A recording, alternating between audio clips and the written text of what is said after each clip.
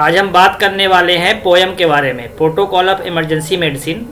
इसके पहले हम बता देते हैं कि जो एक हम 1954 में drugs and magic remedy act है, उसके तहत किसी भी बीमारी के बारे में ये बोलना कि ये बीमारी ठीक हो सकती है, ये एक पनिशेबल ऑफेंस है। तो इसलिए आप देखते होंगे कि कोई भी पर्सनल लेवल में सलाह तो दे देता है और पर पब्लिकली नहीं बोल सकता है किसी भी बीमारी के बारे में कि ये ठीक होती है। जैसा कि आप जानते हैं कि जो हमारा एलोपैथ मेडिसिन है, वो एलोपैथिक मेडिसिन में जो कोई भी आदमी किसी भी बीमारी की दवाई चालू करता है तो लाइफ लॉन्ग ही दवाई खाता रहता है। तो एलोपैथ मेडिसिन में मतलब किसी भी बीमारी को मैंने ठीक होते तो देखा नहीं है। हमारे जो मेरे परिभाषा है ठीक होने की, तो वो है कि दवाई बंद हो जाए तो ही हम ठीक समझते हैं। अगर दवाई चलती रहेगी तो कैसा ठीक। अब अगर आप सोच रहे होंगे कि बुखार और पेट दर्द ठीक हो जाता है, तो ये बुखार और पेट दर्द से ऑटोमेटिक अपने आप भी ठीक होता है अगर आप मेडिसिन नहीं भी खाएंगे। मेडिसिन तो खाली क्या करेगा, कुछ टाइम के लिए आपके सेंस को ही ब्लॉक करके रखेगा, जिससे आपको फीलिंग का एहसास ही नहीं होता है। पर अभी जो हम यहाँ पर जो डिसीज के बारे में बात करने वाले हैं, इसमें 60 डिसीज आती है, जबकि जिसमें किसी के घर में अगर कोई समस्या आती है तो तुरंत मेडिकल इमरजेंसी पड़ जाती है और उसको तुरंत हॉस्पिटल लेके जाना पड़ता है। तो हमारा इस वीडियो बनाने का मकसद बिल्कुल भी ये नहीं है कि आप हॉस्पिटल ना लेके जाएं, आप हॉस्पिटल लेके जाएं, पर जो कि जब तक हॉस्पिटल के लिए आप एम्बुलेंस को कॉल करते हैं या गाड़ी का अरेंजमेंट करते हैं तो आधे घंटे से 1 घंटे का टाइम लग चुका रहता है। पर ये जो बीमारियां हैं ये हैं कि इनमें तुरंत आपको मेडिकल अटेंशन की ज़रूरत रहती है। तो घर में आप लोगों को थोड़ा बहुत पता रहेगा, तो अगर कुछ ना कुछ एक्टिविटी करेंगे तो जो कोई पेशेंट की जान बचने के चांस ज़्यादा रहेंगे। बाकी आपको जैसे ही एम्बुलेंस आ जाए, गाड़ी आ जाए, तो आप अपना लेके जाइए, पर तब तक में कुछ घर में भी कर सकते हैं ताकि उसकी ज़िंदगी बच सके। तो अब ये देखिए कि जो होता क्या है कि इसमें आप ये देखेंगे कि जो डिसीज होती है तो उसमें एक अलार्मिंग साइन होता है कि कब हमें वार्न हो जाना है कि यह कंडीशन क्रिटिकल है। तो अब देखें जब ब्लड शुगर जो है 70 से कम रहे या 500 से ज़्यादा रहे, सिस्टोलिक जो बीपी है 90 से कम रहे, 220 से ज़्यादा रहे, टेम्परेचर 95 से कम रहे और 102 से ज़्यादा रहे, ऑक्सीजन सिचुएशन 85 से कम रहे, पल्स रेट पर मिनट 40 से कम रहे या 130 से ज़्यादा रहे, रेस्पिरेशन रेट 8 से कम रहे या 28 से ज़्यादा रहे, और यूरिन का जो आउटपुट है वो 20 ml पर आवर से कम रहे। ठीक है, तो ये एक वार्निंग सिचुएशन होता है। बाकी एक आप कैपिलरी रिफिल टेस्ट भी कर सकते हैं। आप क्या करें, यहाँ अंगुली में इसको दबा के रखेंगे, जोर से प्रेशर दे करके, उसको बाद रिलीज कर देंगे। तो जो गड्ढा है अगर वो 4 सेकंड में पूरा गड्ढा फिल हो जाता है तो आप ये समझिए कि आपको कोई भी मेडिकल अटेंशन की ज़रूरत नहीं है। ठीक है, तो अभी आप ये देखिए कि जो इसमें एक होता है कि हार्ट अटैक और कार्डिक अरेस्ट। तो बहुत लोगों को इस दोनों के बीच में डिफरेंस नहीं पता, जबकि बहुत ज़्यादा डिफरेंस होता है दोनों के बीच में। कार्डिक अरेस्ट जब होता है तो तुरंत डेथ होने के चांस रहता है और जनरली डेथ हो जाती है, क्योंकि इसमें 10 मिनट के अंदर, क्योंकि इसमें हार्ट ही फेल हो जाता है, हार्ट काम करना ही बंद कर देता है। और जो आपका हार्ट अटैक होता है, इसमें क्या होता है कि जो हार्ट क्या करता है, जैसे बेसिक फंक्शन क्या है हार्ट का कि जो ब्लड है वो पूरे शरीर में भेजता है, और ब्लड जो है तो एनर्जी को कैरी करता है, ऑक्सीजन को कैरी करता है। तो जो हार्ट के थ्रू पूरे शरीर में ब्लड जा रहा है, पर वो हार्ट को भी तो एनर्जी चाहिए रहेगी। तो हार्ट के खुद के सेल में भी कुछ आर्टरी आती हैं जो कि हार्ट को एनर्जी देने के लिए ब्लड लेके आती हैं। तो होता क्या है कि जो हार्ट में आर्टरी आ रही हैं उनमें अगर ब्लॉकेज आ जाता है तो आपको दर्द का एहसास होगा। ये जिसको भी प्रॉब्लम आएगी तो उसको दर्द लगेगा, उसके जो हाथों में वीकनेस लगेगी, हाथों में दर्द रहेगा, उसको स्वेटिंग आएगी, पसीना आएगा, उसके गर्दन में दर्द रहेगी, पीछे कमर में कंधे पे दर्द रहेगी। तो मतलब घंटे 2 घंटे पहले से उसको सिम्टम मिलने लगता है। तो उस टाइम पे वो कैसे उसको अपने आप को, जब तक एम्बुलेंस वगैरह नहीं आती है तब तक क्या एक्टिविटी करे ताकि उसके लिए बेनिफिट ही रहे, उसके लिए नुकसानदायक ना रहे। ठीक है, और हम कार्डिक अरेस्ट के बारे में भी हम बात करेंगे, नेक्स्ट वीडियो में बात करेंगे।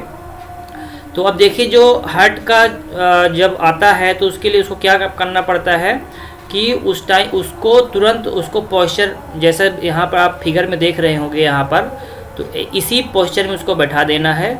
और उसके बाद उसको तुरंत जो है तो जिंजर और गार्लिक जो है उसको तुरंत चबाने के लिए दे देना है, और उसको तब तक चबाते रहना है जब तक कि उसके आँख से आंसू न निकल आए।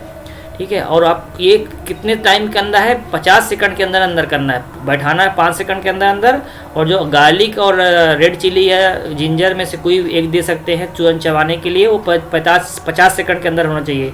तो आप ऑब्वियस सी बात है, अगर आप पैनिक हो जाएंगे, अगर आप हॉस्पिटल कॉलिंग एम्बुलेंस के कॉलिंग में ही बिजी हो जाएंगे तो यह चीज़ कर नहीं पाएंगे। तो एक आदमी ये एम्बुलेंस वगैरह कॉल करते रहें, दूसरा जो घर का सदस्य रहे तो ये एक्टिविटी कर ले।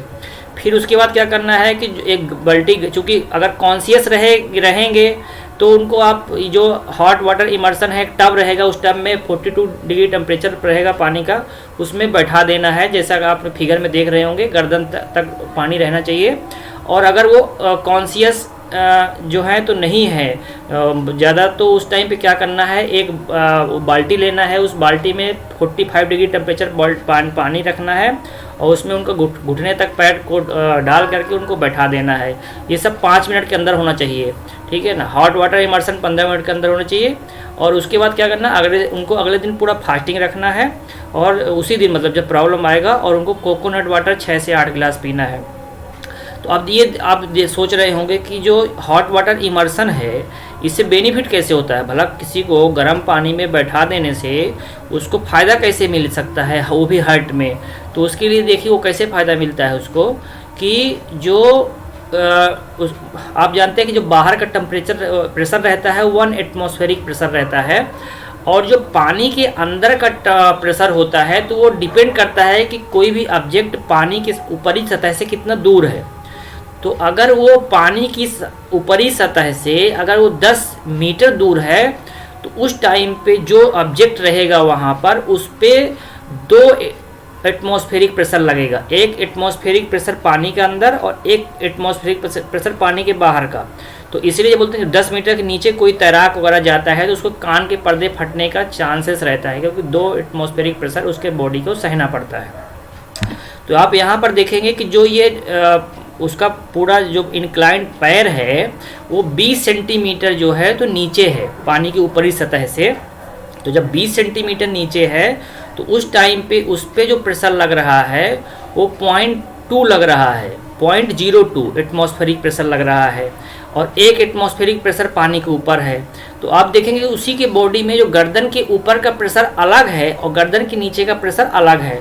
तो उससे होता क्या है कि जो अब ये प्रेशर कैसे निकालता है, पानी के अंदर का प्रेशर कैसे निकालते हैं, तो देखिए जो डेंसिटी होती है पानी की वो 1000 kg पर मीटर क्यूब होती है, ठीक है ना। और एक्सेलरेशन ड्यू टू ग्रेविटी जो होती है 9.8 होता है, ठीक है। अब फार्मूला क्या होता है प्रेशर निकालने के लिए, डेंसिटी को हाइट से मल्टीप्लाई करते हैं इनटू ग्रेविटेशनल फोर्स मल्टीप्लाई होता है, तो पानी के अंदर का प्रेशर आ जाता है।